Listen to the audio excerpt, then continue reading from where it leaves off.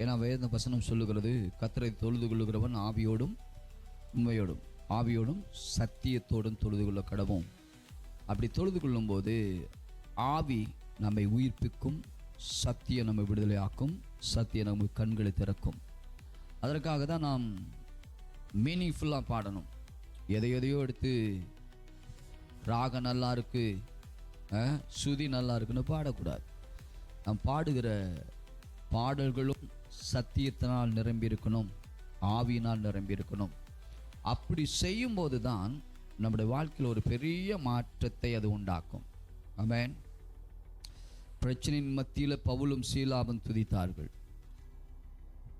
எப்படி இருக்கும் கொஞ்சம் யோசிச்சு பாருங்க. அடின்னு அடித்து தொழுவத்தில் கையும் காலை கட்டி போட்டுட்டான்.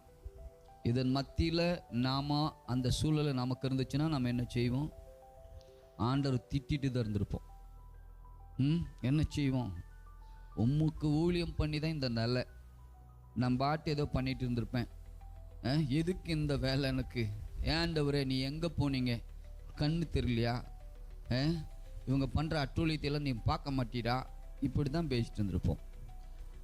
பாருங்களேன், நல்லா உடம்பெல்லாம் கந்தி போச்சு, கொசு கடிக்கும், ஈயம் மொய்க்கும். அப்படிப்பட்ட மத்தியில் கை காலை கட்டிட்டு அதை தேய்க்க கூட முடியாது. எப்படி இருந்துரும் கொஞ்சம் கற்பனை பண்ணி பாருங்களேன். ஆனால் இவற்றின் மத்தியில் கர்த்தரை துதித்தார்கள். அதுதாங்க, அந்த துதித்த போது அந்த இடத்துக்கு மட்டும் நிலநடுக்கம் வந்துச்சு. அந்த இடத்துல மட்டும் அசைஞ்சு பில்டிங் எல்லாம் தடுதடுன்னு விழுது. ஆனால் அவங்க இருந்த அந்த ரூம் மட்டும் அப்படியே இருக்கு. இதுதான் நம்முடைய ஆண்டவர்.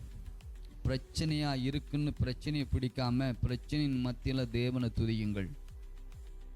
ஓகே, துதி விடுதலை கொடுக்கும், துதி அரணை இடிக்கும், துதி சத்துருடைய கிரியை எல்லாம் ஒன்றுமில்லாமல் ஆக்கும். அதனால தான் நம்ம துதிக்கிறதுல முந்திக்கணும், ஆர்வம் காட்டணும்.